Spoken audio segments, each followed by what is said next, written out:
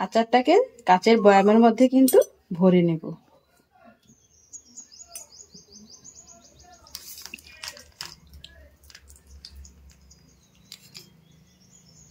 এইভাবে সারা বছর যদি তৈরি করে রাখা যায়, কাঁচা আমের স্বাদটা কিন্তু সারা বছরই পাওয়া যাবে। তবে আমরা বলি সারা বছর রাখবো, কিন্তু সারা বছর কিন্তু থাকে না।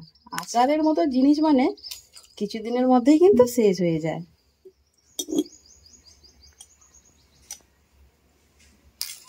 একদম কমপ্লিট হয়ে গেছে আমার কাঁচা আমের টক ঝাল মিষ্টি আচার।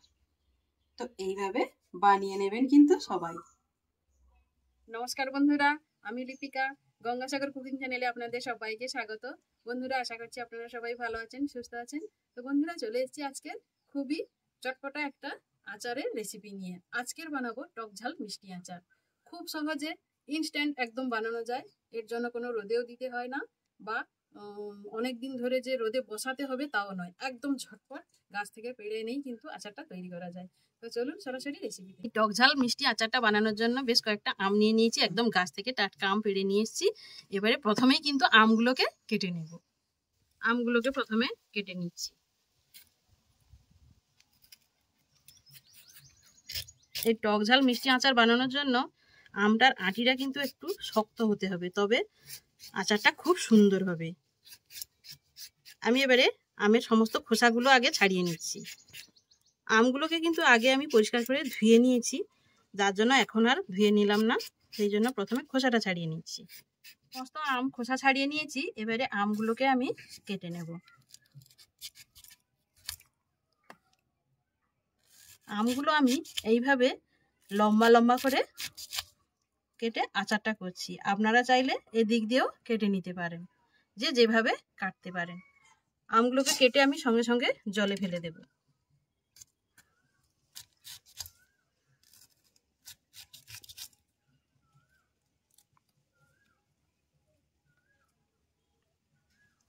এইভাবে আমি সমস্ত আম কেটে নিচ্ছি। আমগুলোকে এবারে সব কেটে নিয়েছি। জল থেকে সবগুলো আম আমি ছেঁকে তুলে নেব। এরকম একটা ঝাঁঝরি থালা নিয়েছি। থালার মধ্যে আমগুলোকে আমি এভাবে ছড়িয়ে ছড়িয়ে রাখবো, যাতে জলটা খুব ভালো মতো ঝরে যায়। জলটাকে খুব ভালো মতো ঝরিয়ে নিয়েছি। এর মধ্যে আমি দিয়ে দেব 1 চামচ মতো হলুদ। হলুদের গুঁড়োটা এর মধ্যে আমি মিশিয়ে দিচ্ছি।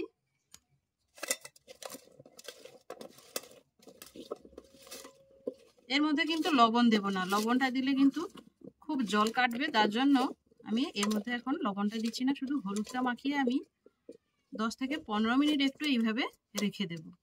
এই টক ঝাল মিষ্টি আচারটার জন্য একটা মশলা রেডি করে নিচ্ছি। তার জন্য উনুন ধরিয়ে একটা কড়া বসিয়ে দিচ্ছি। উনুন ধরিয়ে একটা কড়া বসিয়ে দিয়েছি। এবারে কড়ার মধ্যে দিয়ে দেবো 4টে শুকনো লঙ্কা। লঙ্কাগুলোকে আগে একটু ভেজে নেব।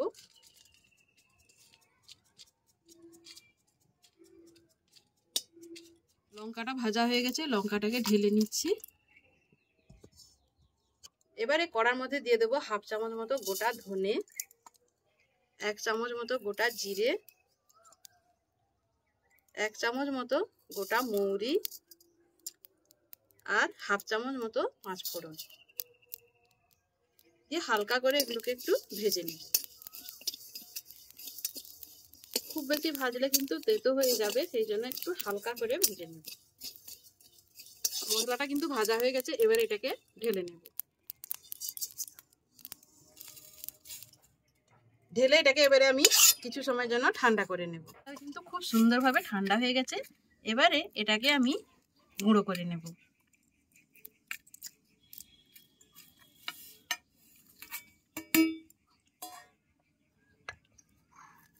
মশলাটাকে কিন্তু আমি একদম মিহি করে গুঁড়ো করব না, একটু আধা ভাঙা করে গুঁড়ো করব। যে কোনো আচারের মশলা কিন্তু একদম মিহি করে দিলে খেতে ভালো লাগে না। এটাকে যদি একটু দরদরে করে রাখা হয় তো সেই আচারটা কিন্তু খেতে দারুণ লাগে। তো আজকের এই রেসিপিটা যদি ভালো লাগে অবশ্যই লাইক করবেন আর বন্ধুদের মাঝখানে শেয়ার করে দেবেন। ইউটিউব থেকে দেখলে চ্যানেলটি সাবস্ক্রাইব করবেন, ফেসবুক থেকে দেখলে অবশ্যই পেজটি ফলো করে আমার সঙ্গে থাকবেন। আরও একটা কড়া বসিয়ে দিচ্ছি। এবারে কড়ার মধ্যে দিয়ে দেব সর্ষের তেল। এই আচারটা কিন্তু টক ঝাল মিষ্টি আচার, যার জন্য সব রকম কিন্তু অল্প অল্প দেব।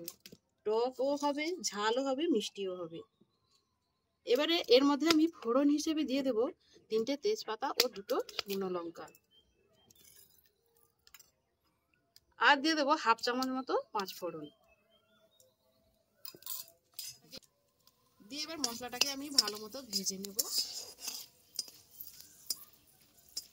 এই আচারটাতে কিন্তু খুব বেশি তেলেরও প্রয়োজন নেই, ঠিক এইটুকু তেল হলেই কিন্তু আচারটা হয়ে যাবে। লঙ্কাটা আর ফোড়নটা একটু ভাজা পর্যন্ত অপেক্ষা করব।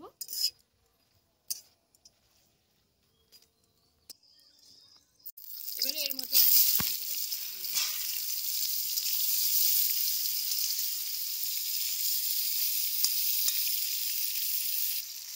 আমের মধ্যে আমি দিয়ে দেবো 1 বাটি চিনি। আপনারা চাইলে কিন্তু এর মধ্যে গুড়ও দিতে পারেন, আবার চিনিও দিতে পারেন, 2 রকমেরও দেওয়া যেতে পারে, গুড় চিনি।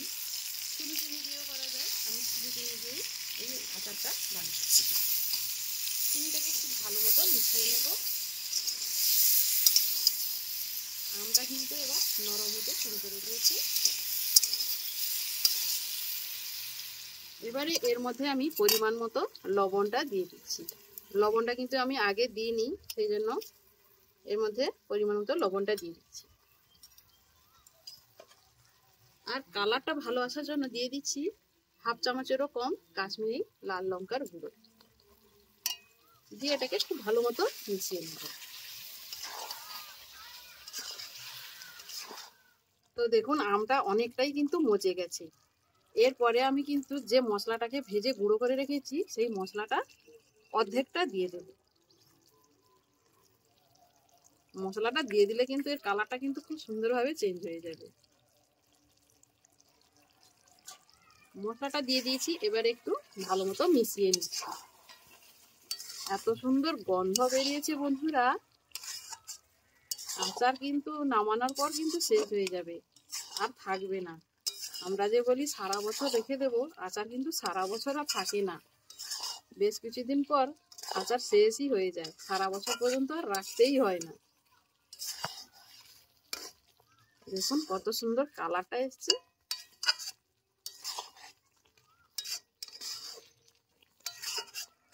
আচারটা কিন্তু একদম রেডি হয়ে গেছে।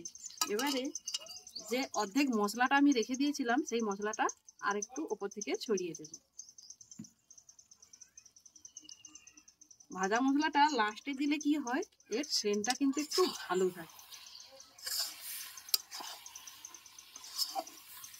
দেখুন আচারটা কত সুন্দর লোভনীয় হয়েছে,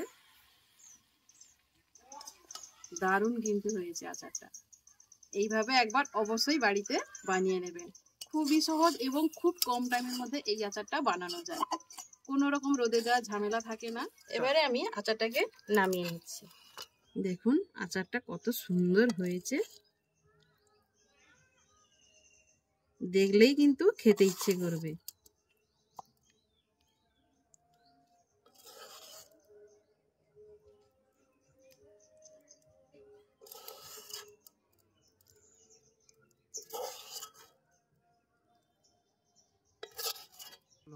তো দেখুন কত সুন্দর তৈরি হয়ে গেল আমার কাঁচা আমের টক ঝাল মিষ্টি আচার।